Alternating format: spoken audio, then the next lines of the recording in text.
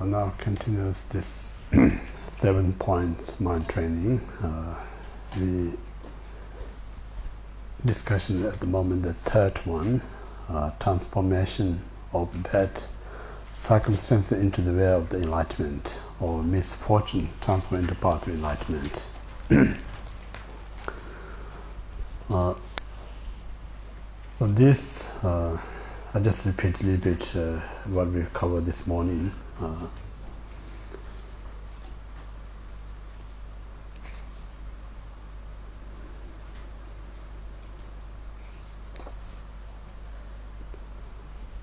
So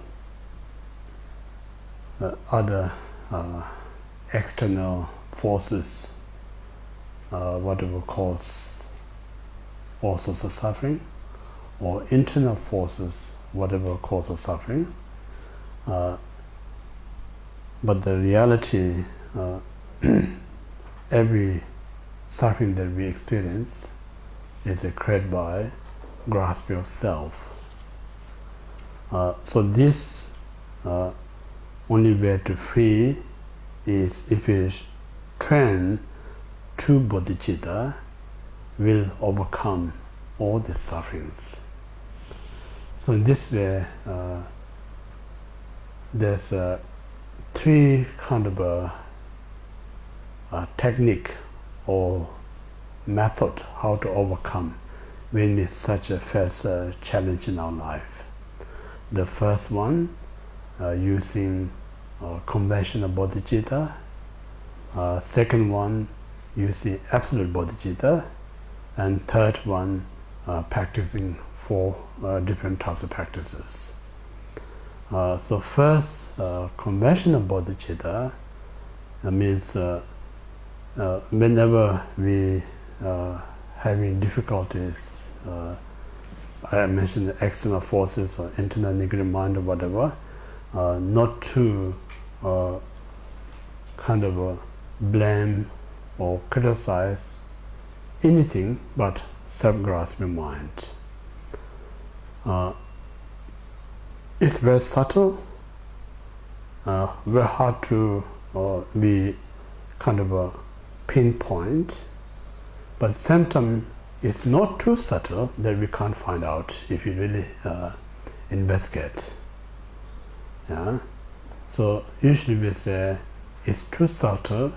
Really means like if you ordinary thought ask this question, who created the suffering, it's a bit hard to find. And that point of view we say it's a subtle.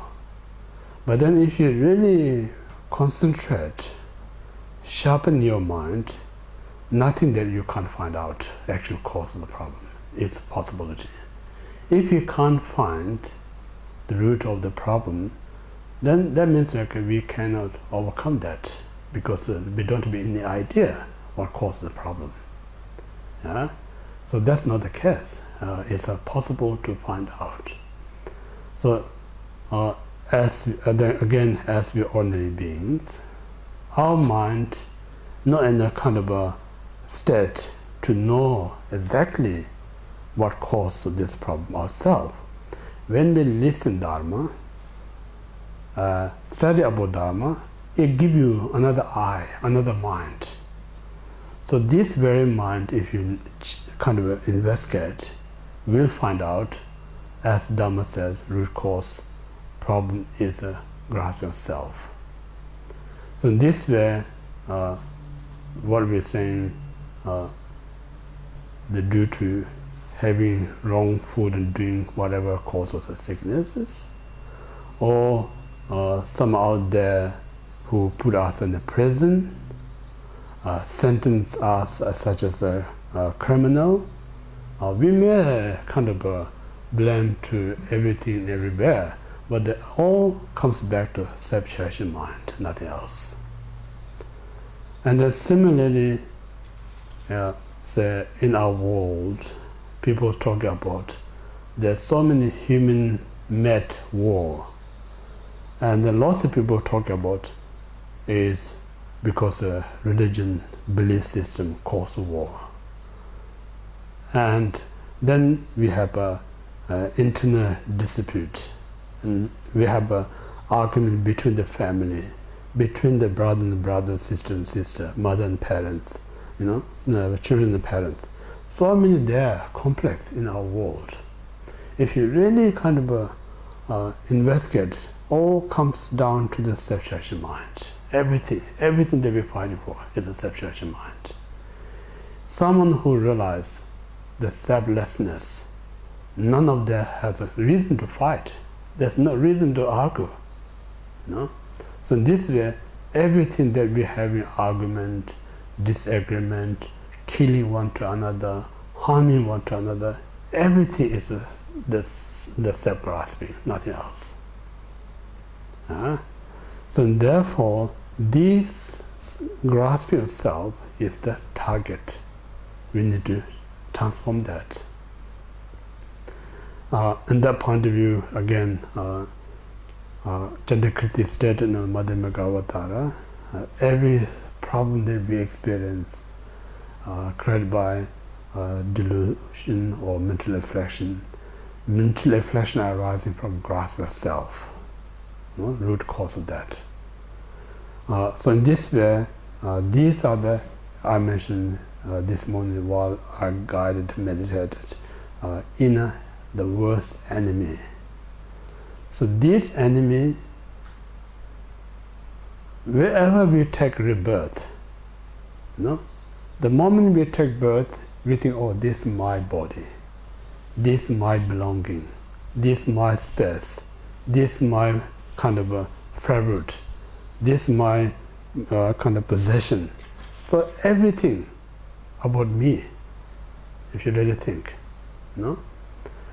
just even we move one place to the next place. The moment we move somewhere else, instantly we have, oh, this is my room, this is my cup, this is my kitchen. Just very easy, that kind of idea. So in this way, the moment, even though it's a cup that belongs to this place, the moment you think this is my cup, somebody touch it, get upset you. So in this way, we think the person removing cup make upset. Reality not, because my concept thinks it's my cup.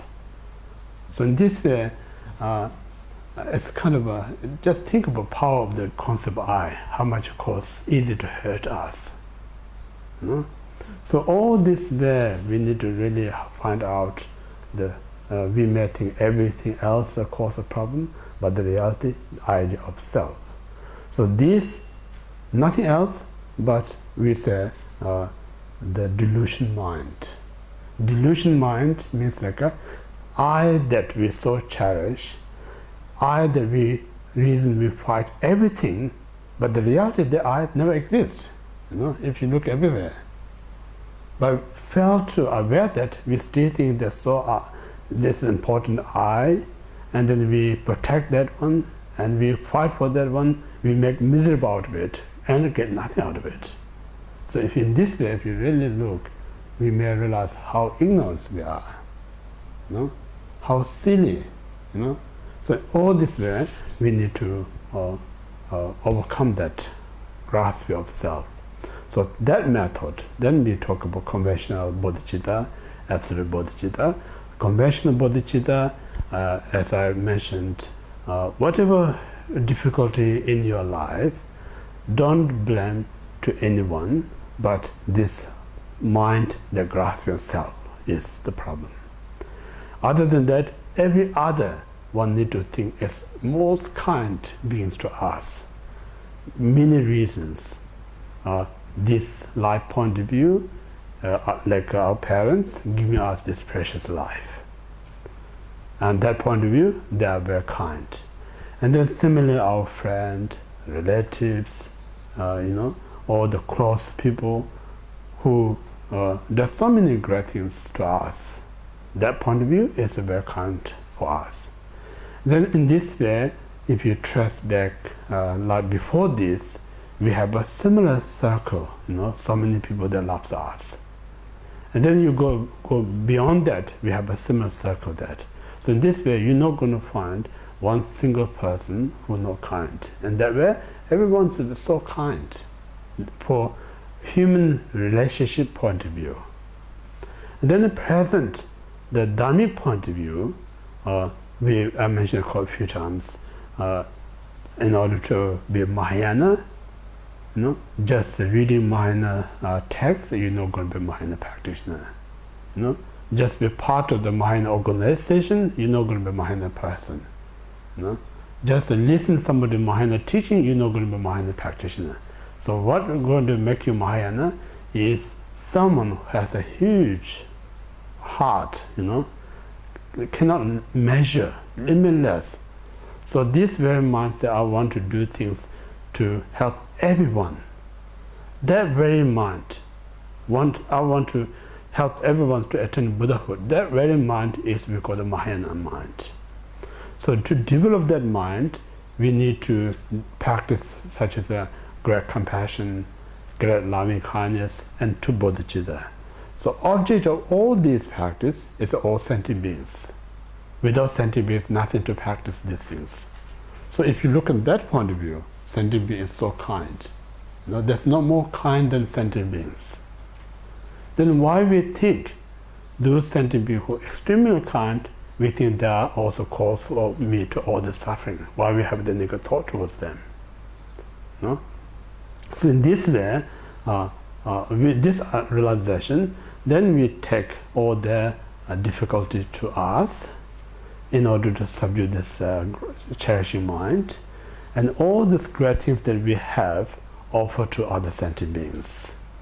So in this way we do the exchanging self-other. This is based on conventional bodhicitta. Now second, the absolute bodhicitta, so again, whatever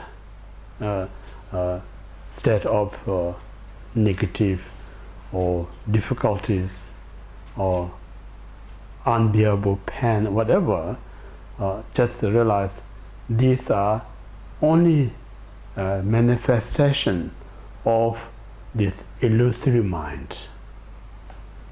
It's like a dream, nightmare. So moment I awake, this delusion sleep, none of this really exists. But we in a dream state, we feel it's a real, we're suffering. So if you look at intrinsic nature of the mind, nothing of this experience that we have now exists. So intrinsic nature of the mind is four kayas, the four bodies of the enlightened beings. So if you remain in that state, then nothing that suffering can affect you. So in this way, one needs to train our mind and remain in the absolute state. So these two we need to alternatively practice. Sometimes we use conventional bodhicitta, exchanging self and others. Some other times we try to remain in absolute state of the mind. So in this way, eventually we can be free of all the sufferings. So these are, we talk about the two main where practice to transforming misfortune to path to enlightenment. Then minor part is four practices. I mentioned that earlier. So we not need to repeat the four kind of trainings.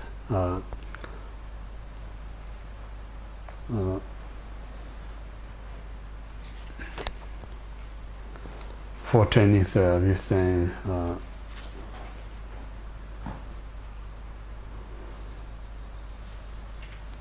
First, accumulating merit. Second training is purification or confession. Third training is Dharma offering. And fourth training is creating the right circumstances. So these four we just practice in everyday life. While we're walking, sitting, talking, doing things, we just practice this four. Now the conclusion of this point 3, whatever you meet unexpectedly, join with meditation. That means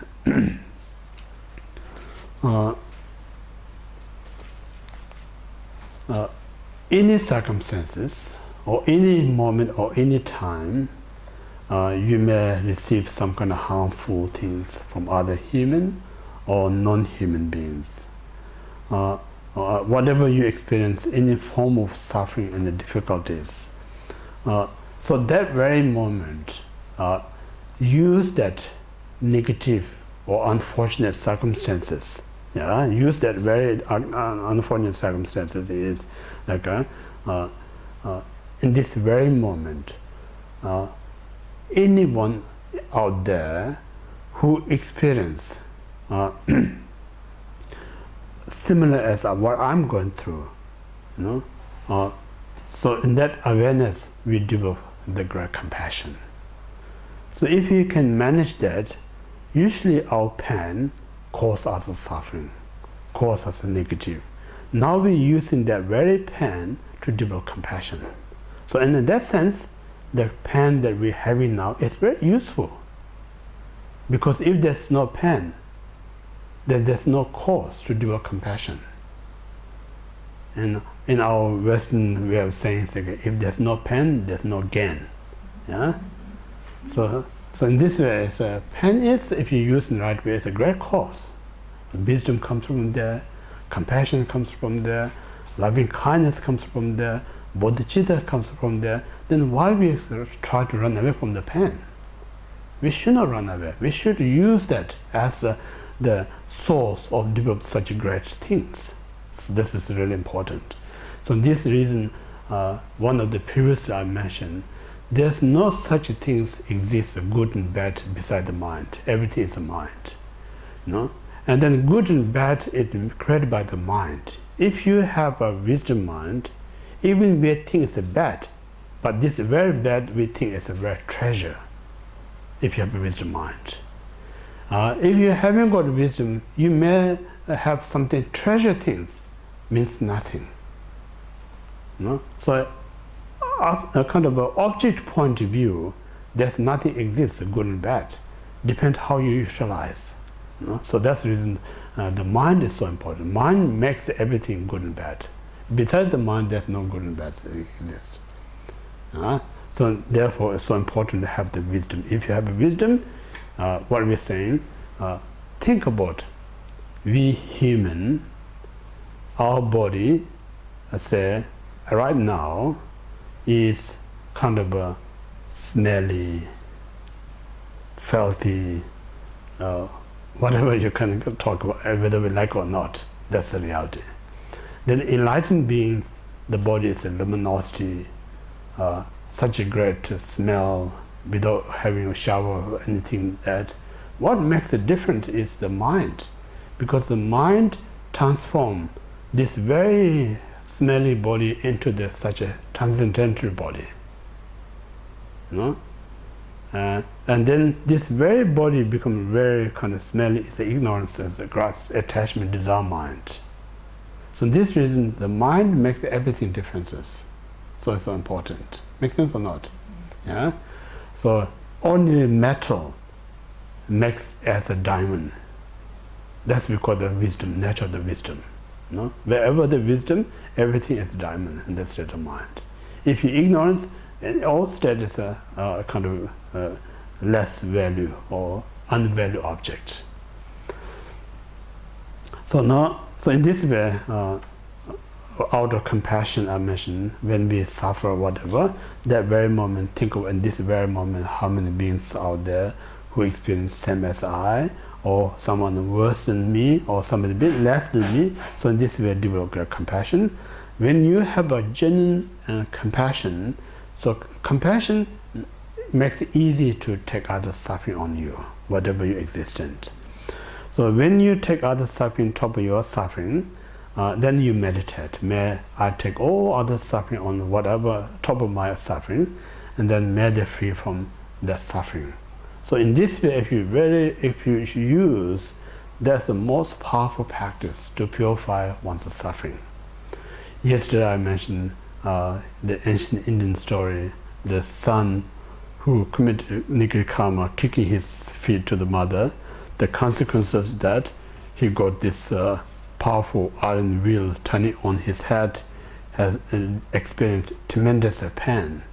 In that very moment, he developed a great sense of compassion. So anyone out there who committed like I did, made them free from that kind of karma. So the moment he developed that compassion, the iron will just disappear and he's free from that suffering. So in this way, power of the compassion is so important. So in this way, you use this suffering as the compassion, and then take other suffering. So use that exchange in meditation. So up to here, we completed the point 3. Now we move to the 4, showing the utilization of practice in one lifetime. So I say all practice integrate in a single lifetime. We talk about that. So it means like all this what we study about the 7-point mind training. So these are not just part of the educational things. These are more guidance, more treatment. So because these are like medicine, so it's no point to just put medicine in a cupboard.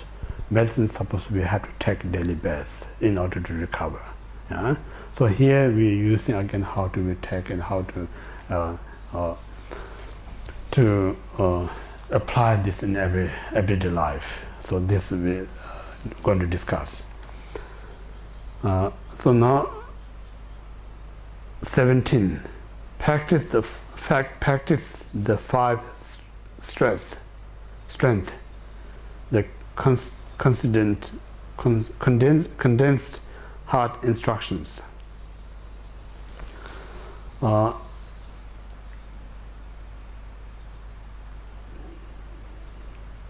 this to practice holy dharma or precious dharma according as teaching stated is so important. What we're saying, say, oh, I'm doing practice dharma. Just doing any dharma, there's no guarantee it's going to help you or not.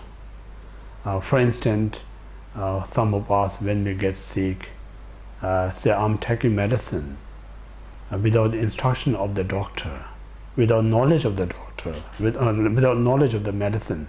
Just taking any medicine, there's no guarantee it's going to help you or not.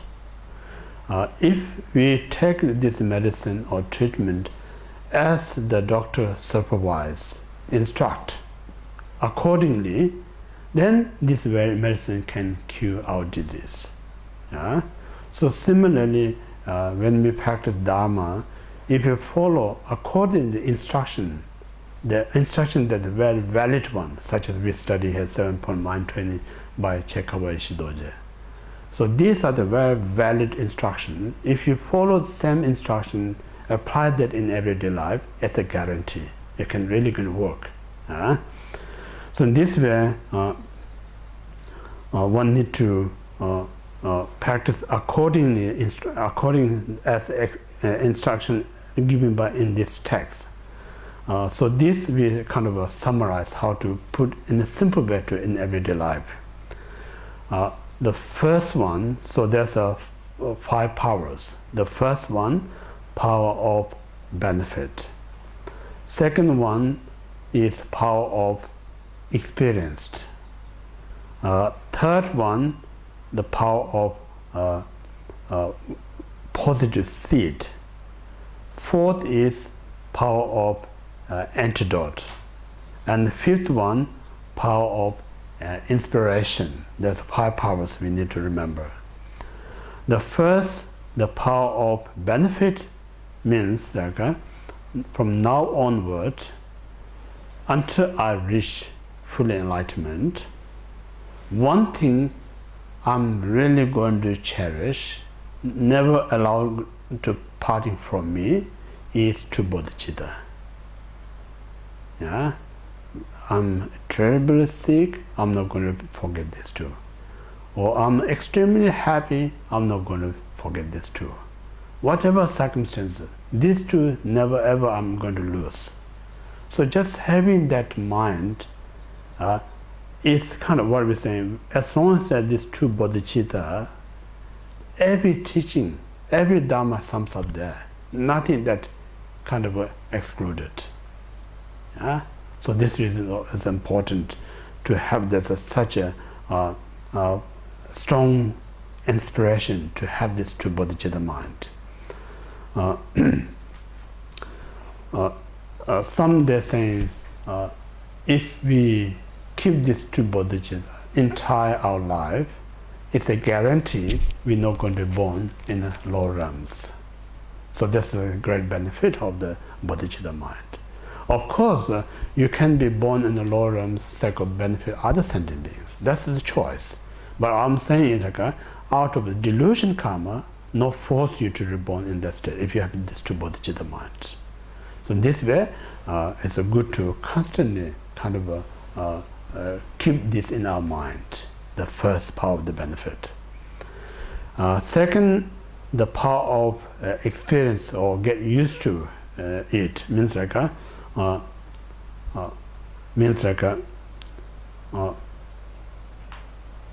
time to time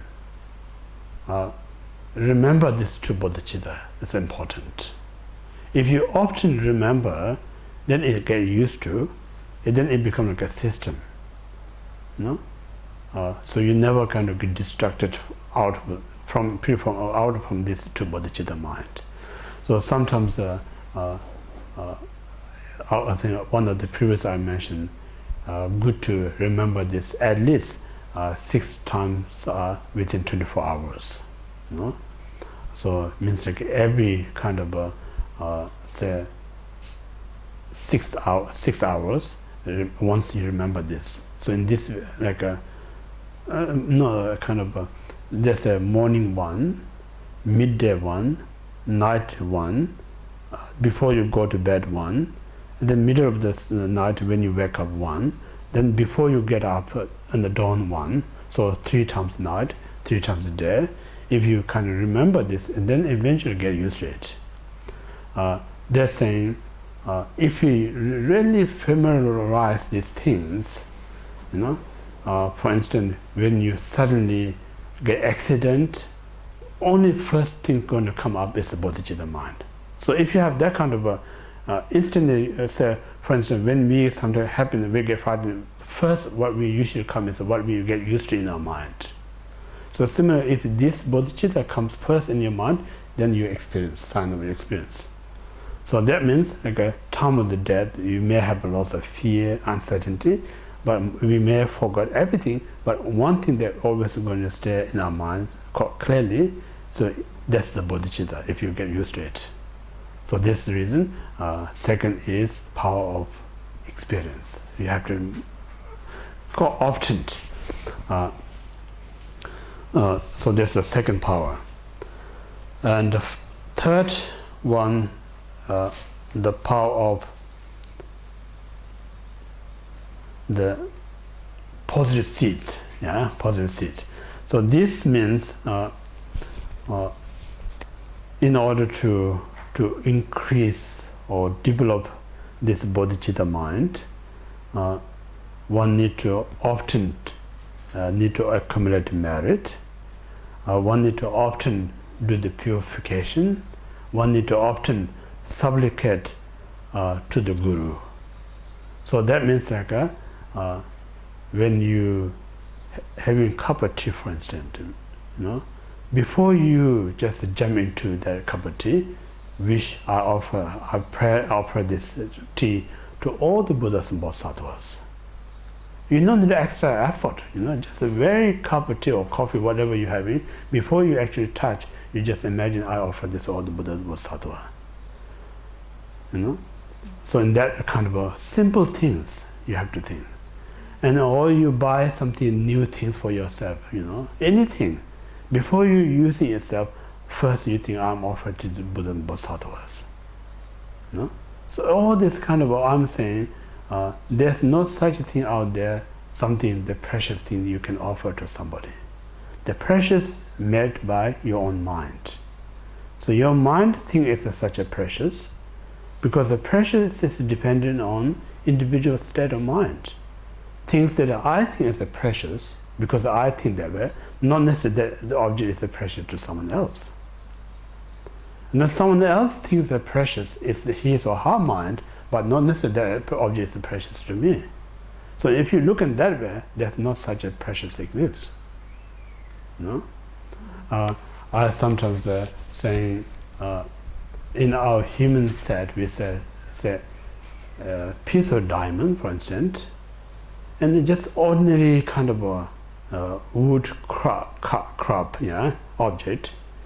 Ask which one is more valuable. We may say diamond is more valuable, more expensive. Wood cup is not that expensive. But I said that's not necessary. Wood cup can be more expensive than diamond. For instance, say I wear some kind of diamond ring, and then say Barack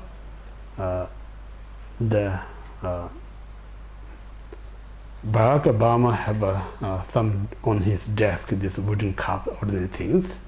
When you go to the auction, they're going to pay the Barack Obama the ordinary wooden cup is more expensive than my diamond one. You know? So it's mind, it's not the object itself. So in this way, there's no such ultimately exist as such as a precious. It's a different mind, makes a different value. You know? So in this way, whatever precious to you, that object is most precious than any other precious. So that you should offer. So in this reason, there's always opportunity, accumulate merit. So I'm offered to the Buddha, sake of sentient beings. In the many teachings they're saying,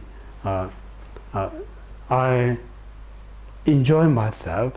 What you're going to get out of it is very limited. And I offer to the Buddha and then help me to have a good health, you know, happiness. That's going to make me better result.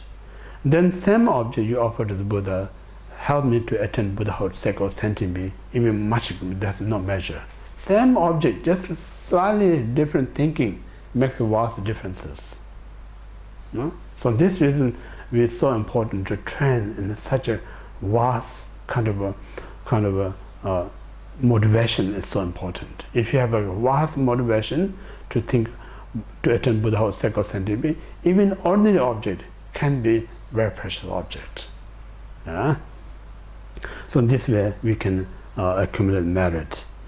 And then someone out there who abusing you, criticizing to you, causing some kind of harm, instantly think about my previous negative karma, say my previous may have caused this person harm, that karma now reacting in this way, so this person actually helping me purifying the previous karma that I committed.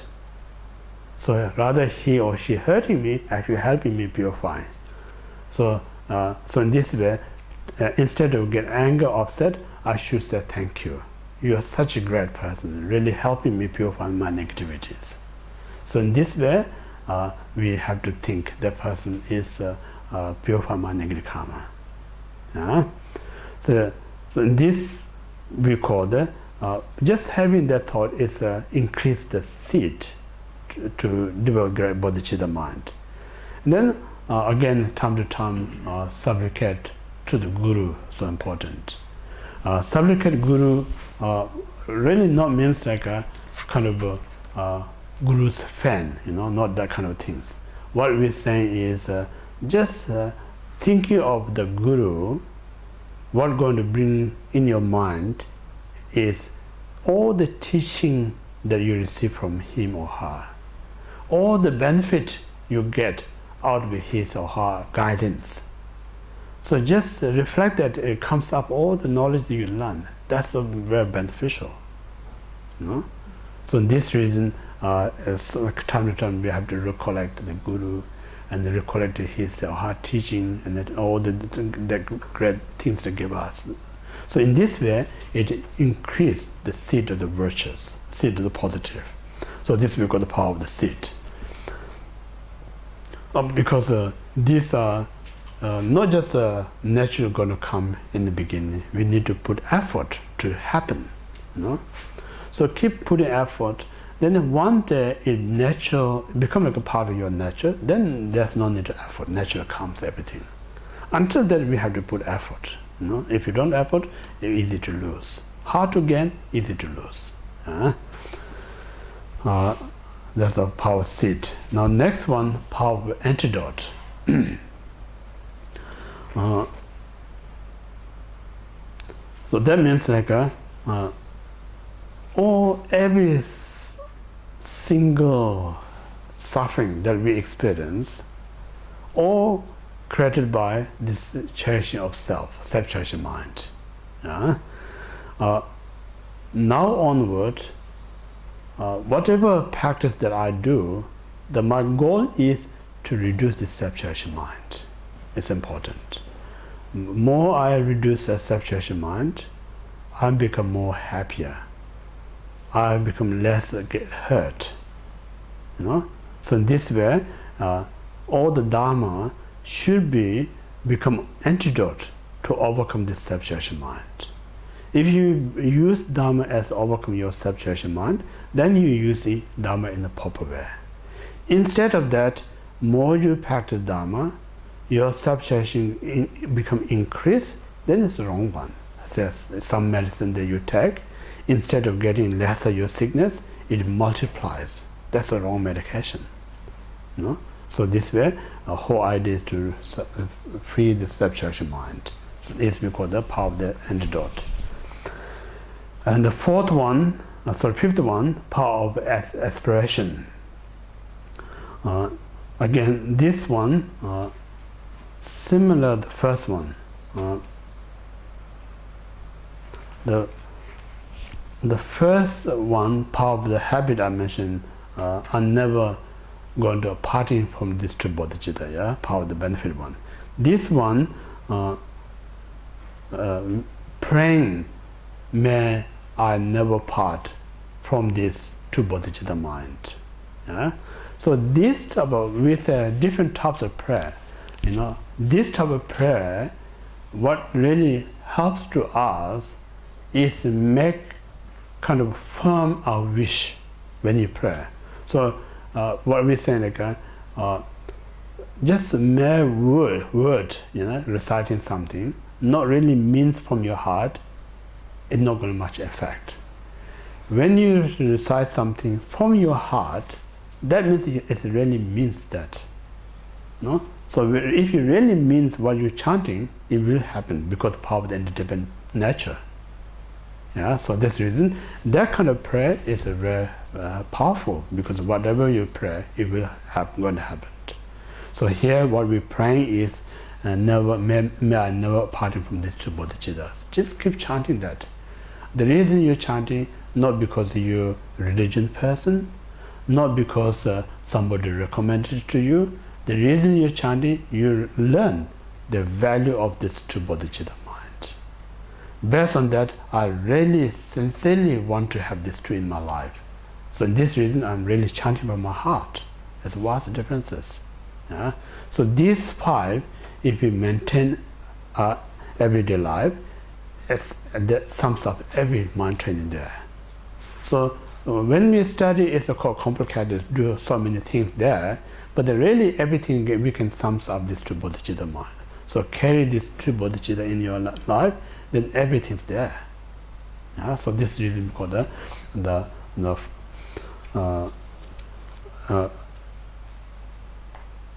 practice or all this mind training, integrate this in a single lifetime. So 5 powers.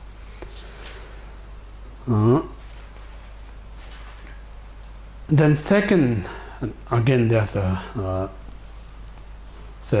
how we can this up to here what we're saying, how we practice this during a life. Now we talk about how we use this practice time of the death, this mind training practice. So again, there's a few kind of powers, I think.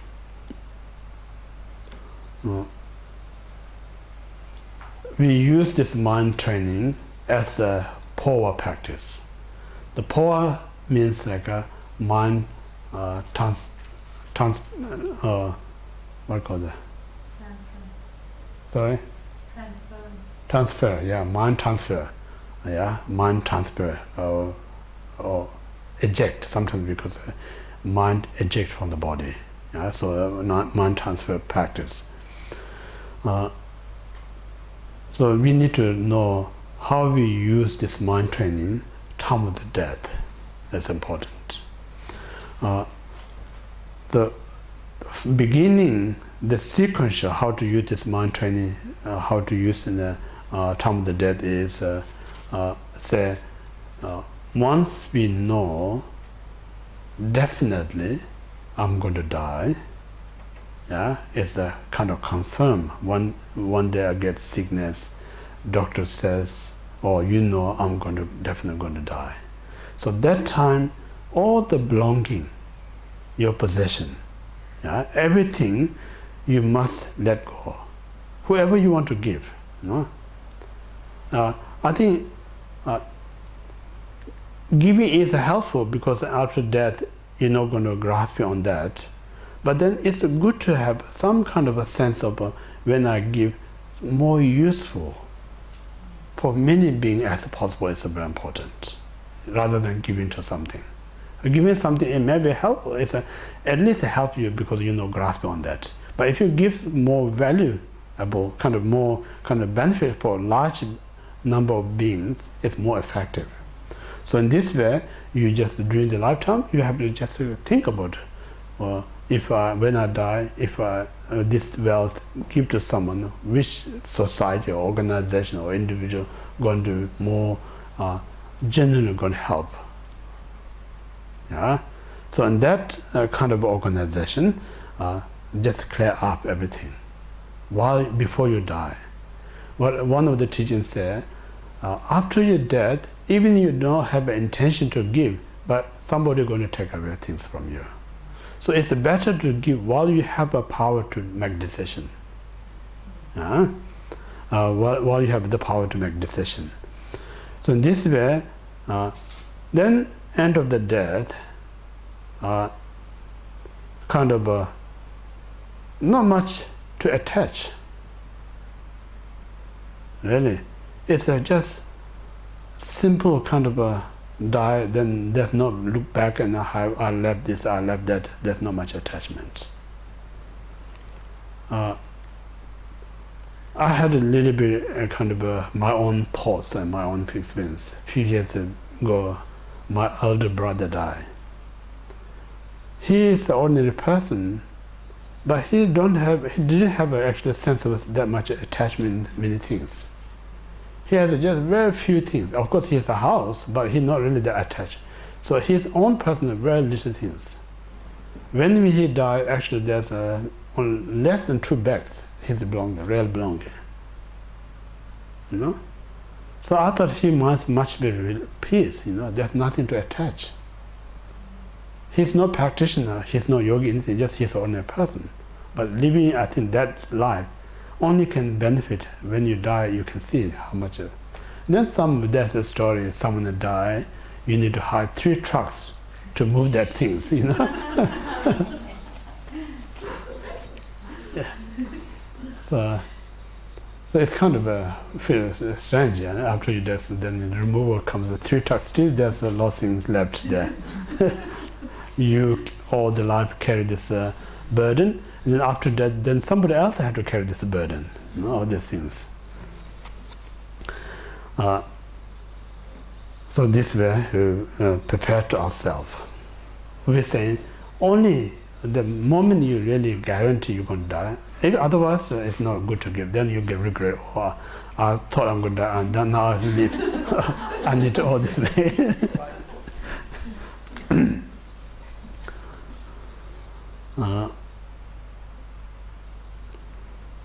And then second, so anyway, this is what we call the power of the seat. There's a few powers. The first is the power of seat. So power of seat means like when you knew you're going to die, then all you belong to offer to anyone that benefit. That's the power of the seed. Second one is power of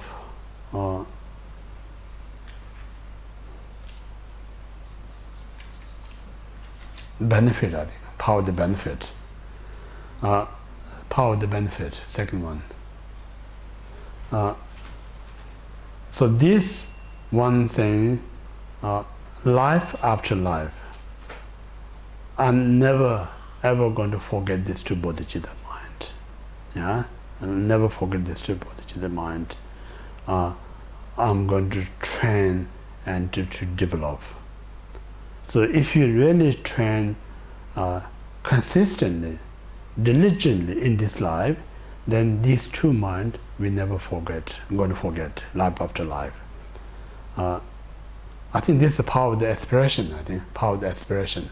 So prayer meant I never forget this two bodhicitta mind, life after life. So power of aspiration, or power of prayer. What's something? Power of prayer. Third one, the power of antidote. So this means like the life after life, or you can say beginningless up to now, we in this samsara. While we in the samsara, we went through so many difficulties. Sometimes much more than what we experience now, sometimes less than what we experience now, but there's not even one single life that we never exist and never experience any suffering. No, that's the history of an individual life. So all this suffering that we been through, created by this grasp of self, self-cherishing mind. Yeah? We need to self-cherishing mind. Right now, I have such a tremendous fear of the death, pain, losing the loved one, all this. This also created by this self-cherishing mind, nothing else. We need to realize it. So in this way, now what I should really focus is I must destroy this self-cherishing mind. If I don't destroy this self-cherishing mind, this is not going to be the last one. There's no end. That's something what I'm going through right now. So in this way, again, I develop this antidote, or think about I'm going to attend Buddhahood cycle sentient beings. So this we call the power of the antidote. Third one. And the fourth one, power of the benefit, I think this one. This means what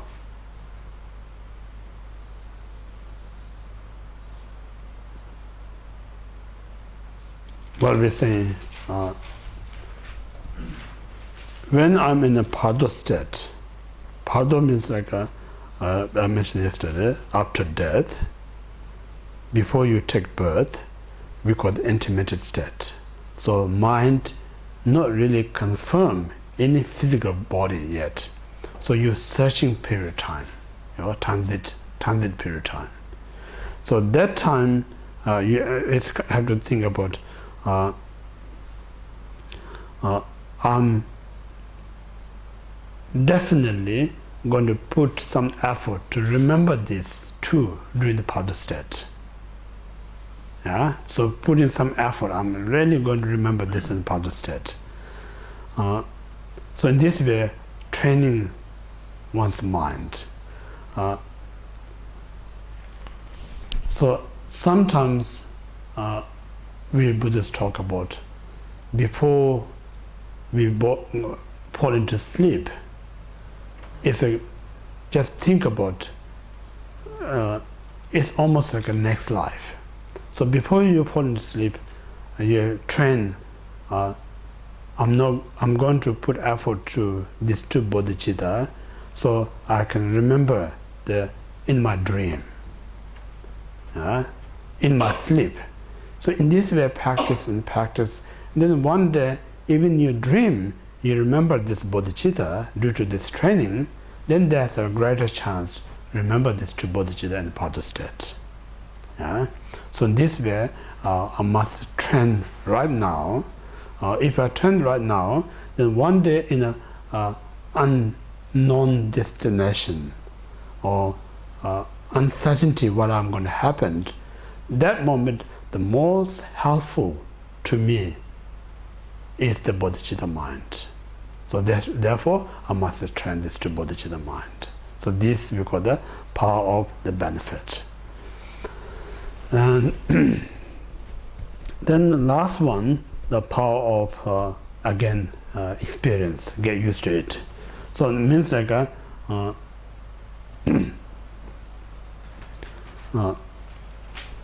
whatever we get used to practice this bodhicitta, again and again, kind of bring this or reflect in this too. Reflection, reflect in this true bodhicitta. So that means, say, time of the dying means like our consciousness sometimes are clear, some other things are unclear. So it takes a while before actually death. So when our consciousness be clear, I instantly, before any other thought, just try put a little bit effort to remember this bodhicitta mind. And then become unconsciousness. And you become a little bit unconsciousness, think about this bodhicitta. Yeah? So in this way, the great practitioner, time of the death, no matter how you close attendant or student, that time this great practitioner usually a little bit ignore all these things. Because that very moment is very crucial to sum up every practice, whatever he or she did in a lifetime, to bring in sums up. So that's the most important part. So this reason we usually be saying, great practitioner dies, don't go there and ask what you want or what I can do too much. Just live as a quiet. And then sometimes they're saying the master who, what as a man practice, is a disciple to practice that. So that may be kind of a master more give you best company is like do the sadhana or practice that man his or her practice. Other than that, mundane way of thinking, oh, my teacher sick, what I can do to ease, don't treat as mundane way kind of comfort. So only way to comfort is spiritual, the practicing. So similar like even not master, even ordinary practitioner, the best way to help that to reciting some kind of prayer or whatever the person used to practice together in that time, and constantly reminding to him or her, say, don't forget this two bodhicitta, don't forget the guru, or don't forget the teacher. These are really important, just reminding them. So in this way, then moment after death, it's going to black out, and then after a while, a consciousness comes back. So first thing, what you're going to remember, before blackout, what most things you put in his mind or her mind comes about. So that reason is so helpful. So this we call the power of the experience.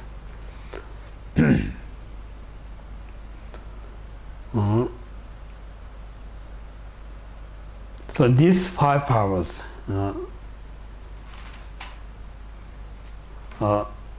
we need to practice time of the death.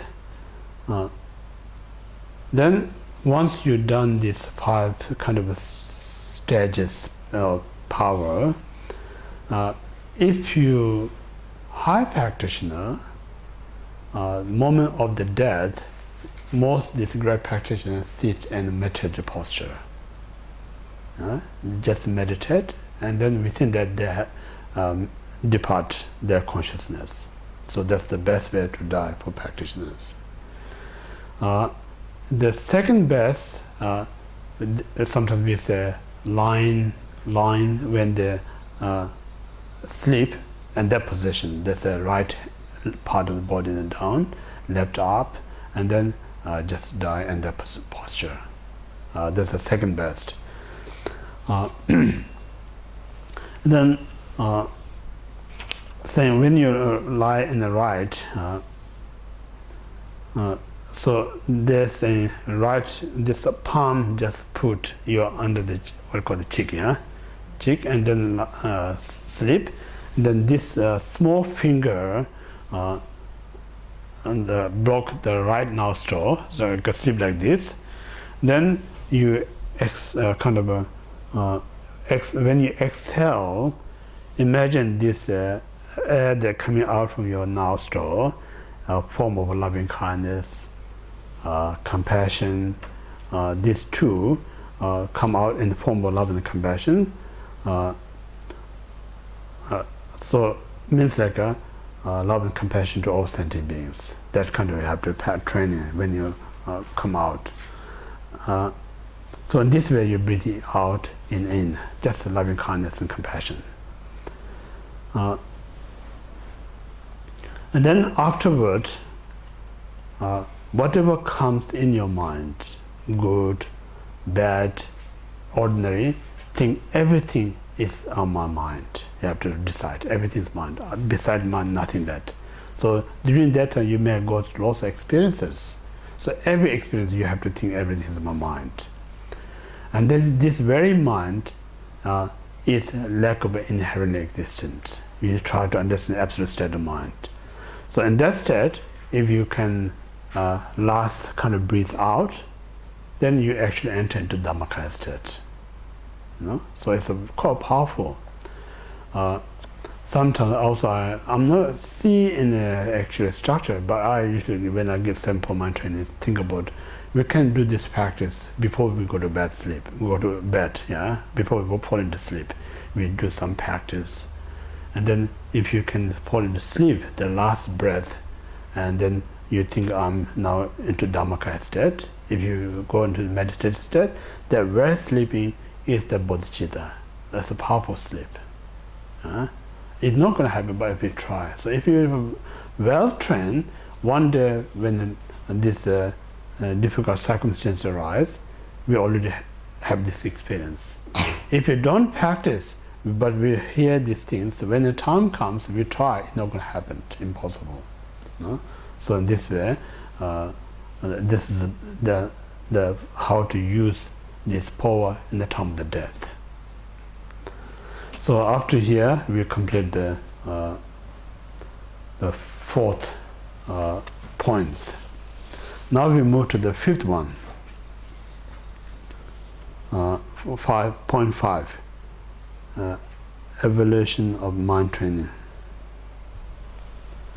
So this means like a sign of success one's mind training. Now this one, the first saying, all Dharma agrees at one point. All Buddhist teachings are about lessening the ego, lessening one's self-absorption. So this saying in a Buddhist school, we talk about Lhasa Bhikkhu, who interested again once on liberation. Then there's Mahayana, who attend Buddhahood, sacred sentient beings. So all these schools, it's only one purpose. So one purpose is, say, to subdue this view of self, nothing else. So in a Theravada or Lhasa Bhikkhu, how to subdue self is to uproot the self. Mahayana method is to transform, change into others. So in this way, what we're saying, sometimes the Mahayana path is much more comfortable. The reason is you're not bashing out yourself, rather you're transforming that in such a great way. So the whole reason is to free the self-cherishing mind. So it means like whether you are Theravada practitioner, Mahayana practitioner, the goal is to free this delusion mind that grasps yourself. That's the main target. So whatever you practicing, if not hitting this delusion mind that grasps yourself, then none of this practice actually hitting the target. So in this reason, people may ask, what do you think about my practice? You cannot ask somebody what they think about your practice. Only person who knows is yourself. The practice that you do, it helps you to reduce this grasp of self. That means again your practice is a proper one. More you practice, it brings you more arrogant, more jealous, more competition. Then everything is not doing the right things. We have to change it.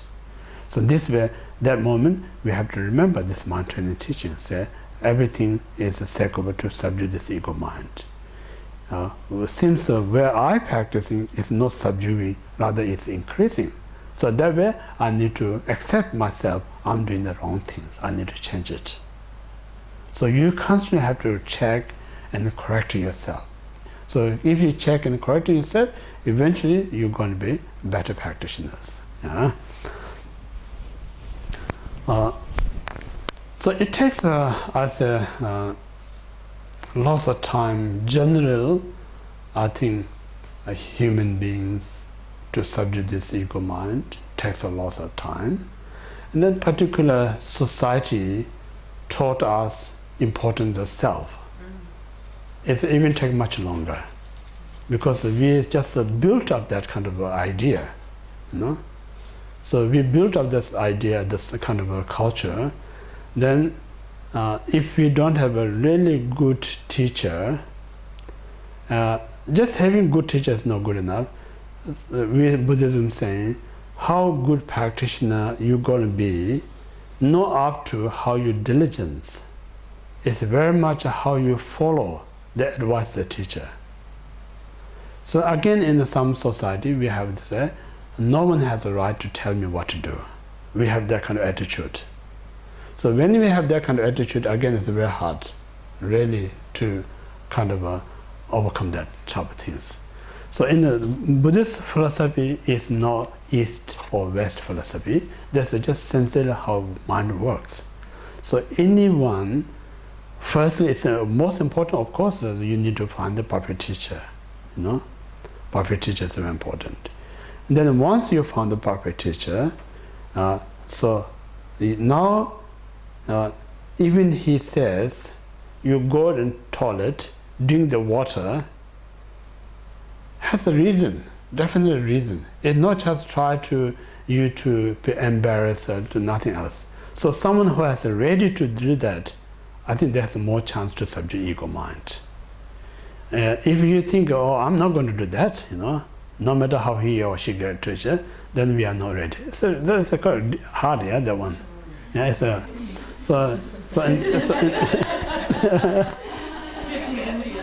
sorry. Yeah.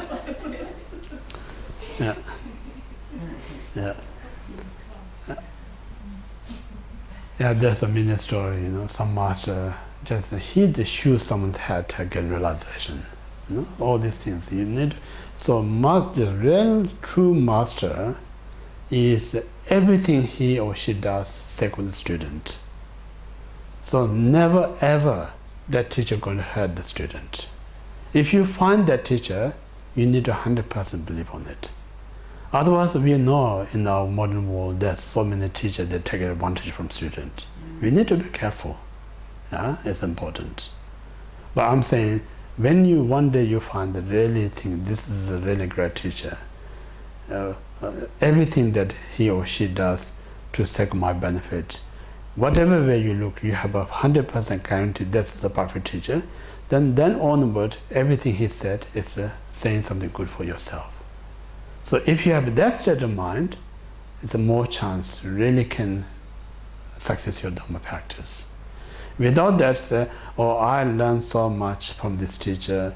I read hundreds of books about these things. Now I can do I don't need to be a teacher. If you have that mental attitude, you're not going to get anywhere.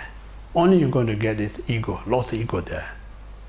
The ego is one of the main obstacles for progress in the Dharma. You know? So this is just so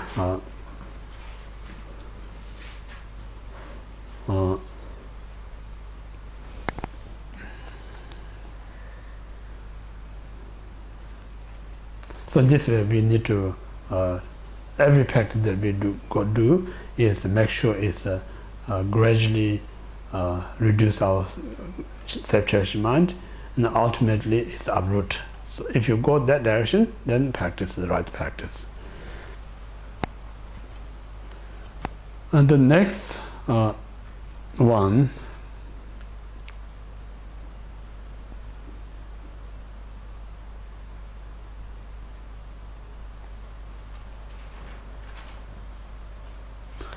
of the true witness hold the principal one. You know yourself better than anyone else knows you. So this what it's saying is, when we practice Dharma, we need to have a true witness. Others and yourself.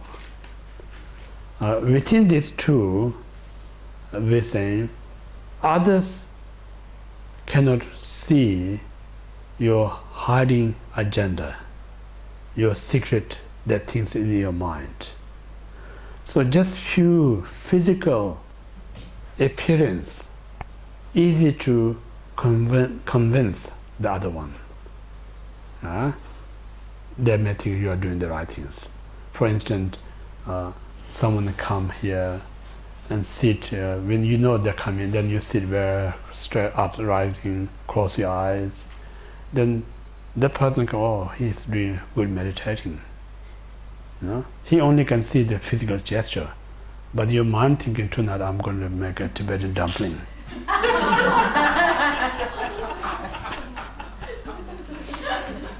That the other person not going to see it. So easy to deceive others, So it's important that I need to see my own mind, so I need to be witness. So when I witness, I really meditating. When I really meditating, what others says to you, she's a good meditator or bad meditator, I don't have any idea what, doesn't matter anything, whatever people comment. Sometimes again, we live in a society with so much have this thought, what other going to tell about me, going to say about me, So we lose the essence. We all doing what other going to think about me, what other going to say about me. So if you have that kind of a mental state, we lose the what you call the truth of the practice. So that's not the point. Whole point is one need to be really do in a genuine way. But at the same time, I'm not saying you don't dependent to other. Dharma practitioner need to be skillful, so important. Do something right, and then whatever people comment, that's not important. But at the same time, you need to be skillful, easy to get along with others in order to help others. If you're not easy to get along to reach each other, that's you can't help others. Without helping others, how could be mindful practitioners? So you need to be balanced, so important. That's important, so important. So in this way, constantly, people say nice things about you because they know you're doing good practice. This is great, but that's not the reason I'm doing practice. And then the most important, I need to know, make sure I'm doing the right practice. That's the most important. If I feel satisfied, then that's good enough. That's no need more than that. Without doing right, then if you're pretending, it's deceiving yourself. There's one story. One of the shrine master And that day, few people come into the temple, some sponsor, important benefactor. This shrine master tidy up the shrine, looks so beautiful, and he set up nicely in order to please the sponsor. Then just a moment before they came, he realized his intention. His intention was not to set the nice, beautiful things to make such as a gesture or offering to Buddha and Bodhisattva, just to please the benefactor. So in that way, he realized his intention is wrong. The moment he realized his intention was wrong, he grabbed the ashes, palmful, he threw in a shrine. So an ordinary kind of a state of mind is disrespect. When you throw such as anything to throw kind of a disrespectful way. But that is the most virtuous one, because he not disrespect the shrine, but he destroy his wrong motivation. You know? So in this reason, it's so important, whatever we, of course we are not going to be perfect, we are human beings, but at least we must recognize my intention is the right one, wrong one. If it's the right one, then it's a great, we just follow it. If it's the wrong one, don't be upset, just recognize to fix it. That's important. You know? Whatever, make sure we not get upset is important. If you get upset, then nothing goes well. So just accept and then gently just change it to be corrected, this one. This is very important. So in this way, if you constantly kind of checking one's intention is important. So this way, the end of the day, the most reliable witness is yourself.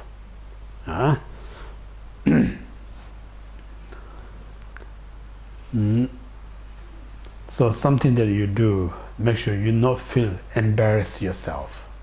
You do something that you not feel shame yourself. If you do that, then you're doing the right practice. So in this way, as long as you're doing the right things, that brings sense of joy. That brings a comfort. So when you have the joy and comfort, then less obstacle to pay your practice. So in this way, just practice in the gentle way, just practice in a very comfortable state of mind, just practice in such a joyful state. You know? That is so important.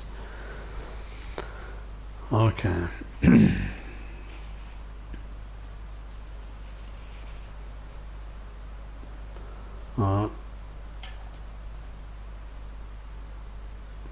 Now next one, I mentioned we need to practice a very joyful way, very comfortable way. What that really means, like whatever you may experiencing difficulties right now, or no matter how people kind of criticize about you, letting you down, whatever, but at least you say, whatever happening in my life, whatever people saying things about me, as long as I meditate this to bodhicitta, I'm going to be all right. That's just a very important habit, that confirmation yourself. No? If you haven't practiced, you're not practicing this to bodhicitta, you committed such a wrong things, and then people are saying all these bad things, there's nothing to be comfortable there. There's nothing to enjoy. So at least you having this true bodhicitta is good enough to make you secure. Make sense or not? What we're saying is, when I'm walking in the desert, yeah, at least I have enough water, enough things to eat, then we don't need to worry that much. That going to keep me alive. If you haven't got the water and the food, but you have all other gear, yeah, nice tent, nice walking shoes, you know, nice map, then in the middle of the desert you're caught up, there's no water and food, you're going to die. You know? So in that way, having nutrition kind of drink of food is very important, such as walk in the desert. So similarly, this bodhicitta is like the water and the food while we're traveling in the desert. So in this way, we don't need to concern that much. If you haven't got that, then we need to really concern. There's no kind of a backup, you know. So this way, we should be, no matter whatever things lost in my life, one thing I'm not going to let loose is the two bodhicitta. That's so important, you know. Other things that comes and go. Just think about beginning last time. One of the previous life, definitely one of us, we are the king or queen. You know, that time we have the one of the most wealthiest life in, but all gone. You know? So the wealth is impermanence. There's nothing that's certainty. You know? Even we have right now, we no guarantee it's going to be mine or somebody else. So the mind that we have is a guarantee. No one can take your mind from you. You know? My parents and many other Tibetan parents used to telling the kids, you should study. If you do study, once you get knowledge, no one can take away from you. Other thing, whatever you got, people may take advantage from you. One thing they cannot take away is your knowledge, education. So this is, they always encourage the children, you should learn. You know, if you have a knowledge, that belongs to you. No one can take. Other than that, whatever you got, there's no guarantee somebody can take away from you. So the more you kind of put effort to gain knowledge rather than anything else. Yeah? So similar thing here, the most important is the mind. If you look after this mind, end of the day, most helpful to you, nothing else. So among the mind, the most powerful mind is the two bodhicitta mind. Yeah? So in this way, we constantly meditate on this two bodhicitta mind. So if you have a bodhicitta mind, then your mind feels kind of really relaxed. The next one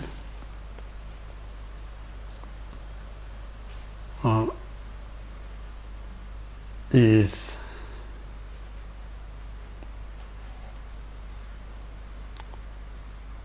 if you can practice even when distracted, you are well trained. So these are talking about sign of the how successful your mind training. Example given here is the professional jockey.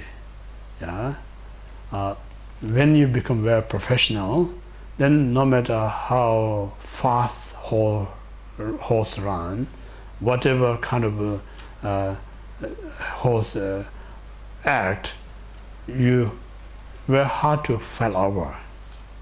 Yeah, so that sign is you are very well-trained jockey. So similarly, when you well-trained about mind training, most difficult circumstances, still you're going to remember this mind training. You know. So when you in a very difficult state, if you remember this mind training, that sign is you're well trained. So that means like these are not easy to remember things. You know, very hard to remember. So when you go out from this class now, then out there suddenly some spider come to you and try to bite. Instantly you lose patience. So very hard to remember mind training, you know? So that means like we learn but not practice it. So this reason, the whole idea to remember is how often you practice. If you practice enough, then any circumstance you're going to remember. That time, the only going to helpful, make that event more purposeful is use this technique, the mind training. So important, yeah. So this reason, in the difficult time, if you remember, then it's a sign of the well trained of the mind training.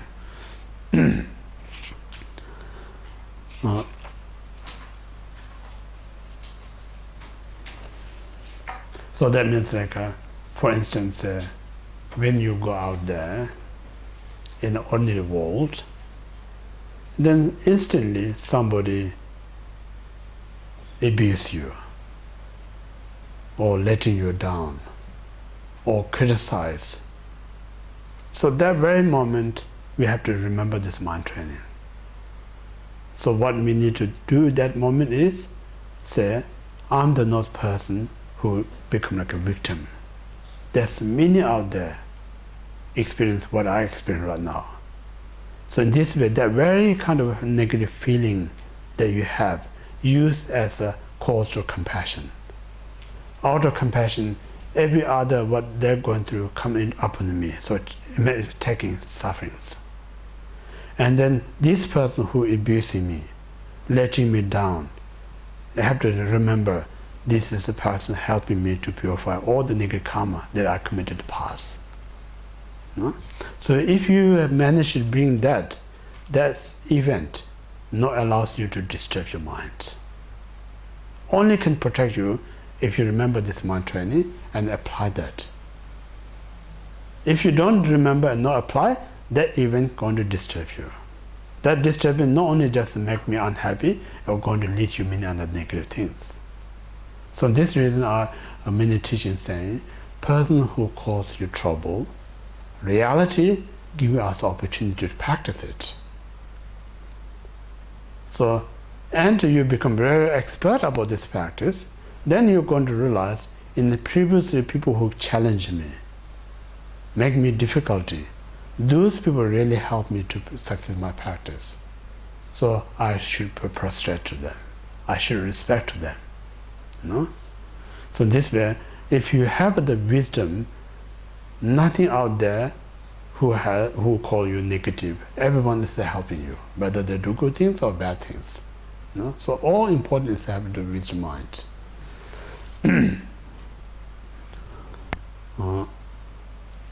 Yeah, so we stop here. So we complete here point 5.